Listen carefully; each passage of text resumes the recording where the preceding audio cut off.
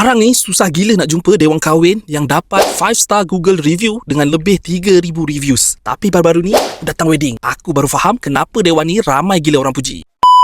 Nama tempat ni Awan Space Heritage Hall dekat LSH 33 Sentul. First kali, parking dia banyak gila dan senang jumpa. Paling best, parking dia sama level dengan dewan. So, makcik-pakcik tak payah penat panjat tangga dah. Masuk je dalam, decoration dia memang cantik, kemas and nampak eksklusif. Vibes dia terus rasa macam majlis premium tau. Tak nampak kosong, tapi tak nampak serabut. Pasal makanan pula, ini special dia. Nasi biryani batu pahat sekali dengan daging hitam batu pahat. Sedap gila weh. Nasi dia wangi. Bila makan dengan daging hitam tu memang cukup rasa. Ayam masak merah pun ada, layan. Tapi yang paling impresif bagi aku ialah servis dia. Semua kru pakai seragam lengkap, siap bertali leher lagi. Kemas and professional. Sepanjang majlis pula ada floor manager and supervisor yang pakai blazer sentiasa monitor situation. Jadi kalau ada apa-apa masalah, pengantin atau tuan rumah tak payah pening kepala dah. Semua ada orang uruskan. Lagi satu, diorang sediakan magazine box, audio guestbook and candy wall secara percuma. Tapi candy tu korang bawa sendirilah tau.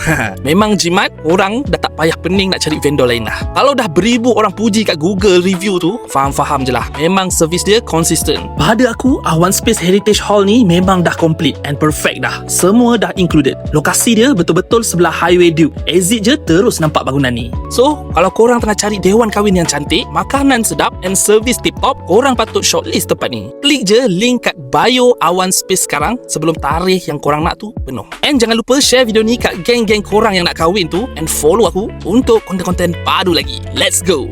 Yeay, nak kahwin!